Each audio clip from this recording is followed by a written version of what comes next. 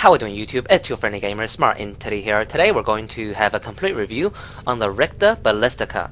Now recently I've actually noticed something with my channel, and that is whenever I say a Warframe or a weapon is very good, I get a lot of likes, and whenever I say something is very bad, I get a lot of hates. But from day one of my channel, I did say I'm going to be completely honest on my channel and give you guys my honest opinions, and I'm gonna stick with that. And as far as the Rakta Ballistica goes, this weapon is absolutely horrible. Alrighty, so of course it is a syndicate weapon, which means it is a direct upgrade of an existing weapon, i.e. the Ballistica, and let's have a comparison of the stats head on. So again, we have the same physical damage. Yes, the numbers are, played around here and there, but we have the exact same physical damage number. Overall, the only main advantage of the Rakta Ballistica is it has an increase in magazine size of 4, so from 16 to 20.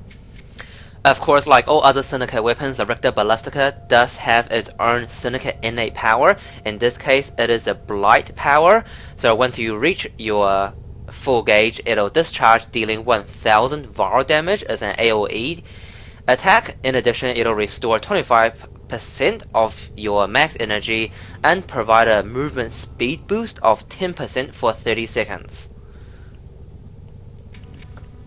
So to look at the build, we basically have my secondary weapon long range build. So we have Hornet Strike Barrel Fusion Lethal Torrent. We will not use Magnum Force because this weapon has the potential to do long range.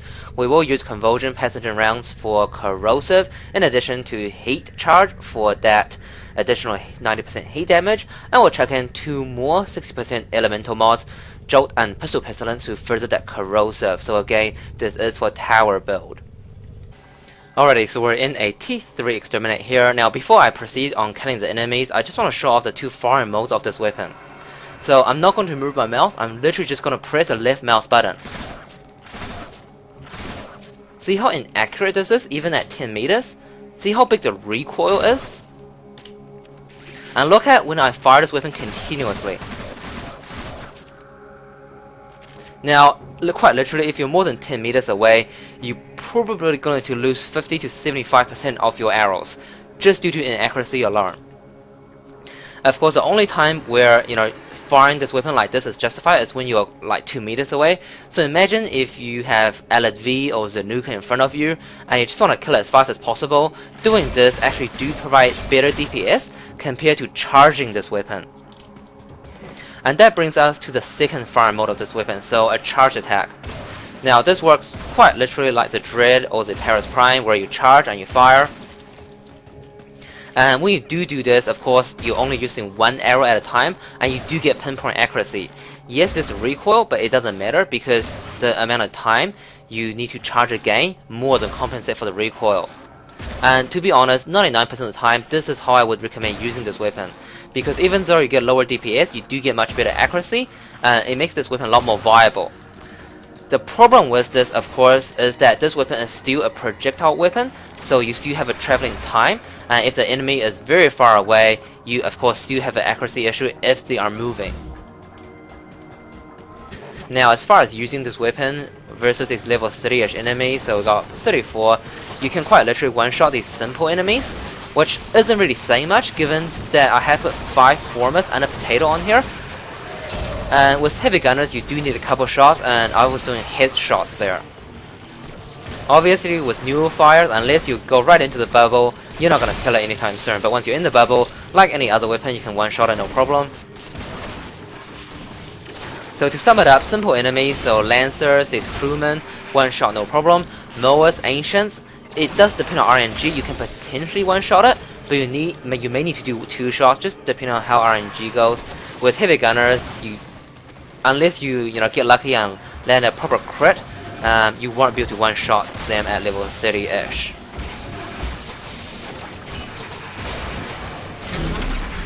So there we have the Blight power discharging, so again that's 1000 VAR damage, plus you regain 25% of your total energy, and you gain 10% of sprint speed for 30 seconds. Alrighty, so let's sum this weapon up and have a look at where this sits on the Warframe weapons hierarchy. Now, as far as low-level speed kill, this weapon is pretty horrible because one, you do not want to, have to charge to kill each enemy when you're at low level, and two, you don't want to waste 4 arrows per shot when you're at low level, right? Given we only have a clip of 20, so you don't want to fire 5 times and then have to reload. So it's horrible. I give it a 2.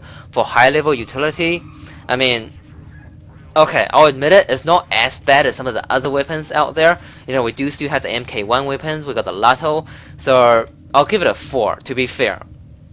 As far as AoE potential, I mean, yes, it has a Synoid Blight power, but it's not really an AoE weapon, and it doesn't really have much AoE potential. I should mention that this weapon does have innate punch through, but in gameplay, that really come into effect. Sure, in things like tower defense, you can shoot through the corridor and you can do a punch through of multiple enemies, but more often than not, punch through doesn't have a big role in the game. So AoE potential, I give it a 3. As far as subjective factors go, this weapon was an absolute pain in leveling to 30, despite putting potato and formers on there. What I actually had to do for the last 2 formers is I went into a T4 interception with a bunch of guys without any other weapon, and holding this weapon at rank 0 and just using Warframe powers. So after going 8 waves of interception, this weapon goes to rank 30, I put a former in and repeat. That's how I put the last 2 formers on, and again, it was not fun. So total 2, 4, 6, 9, 10 divided by 4, I give it a 2.5. So yes, it's a measurement purpose only weapon, and to be honest, if I wasn't gonna do a video on this, I probably wouldn't even put a potato on. But that aside, for those people that do like the playstyle of bows and you don't really have a Paris Prime or a Dread, and you do have the Rakta Ballistica, it's okay, it will get you through solo missions, no problem. It's just not top tier, it's just not the weapon that I would like to use myself. But other than that, hey, it is a Synoid weapon and it is unique, so there you go. Alright guys, please like, comment and subscribe, and I'll see you guys in the next video. Cheers.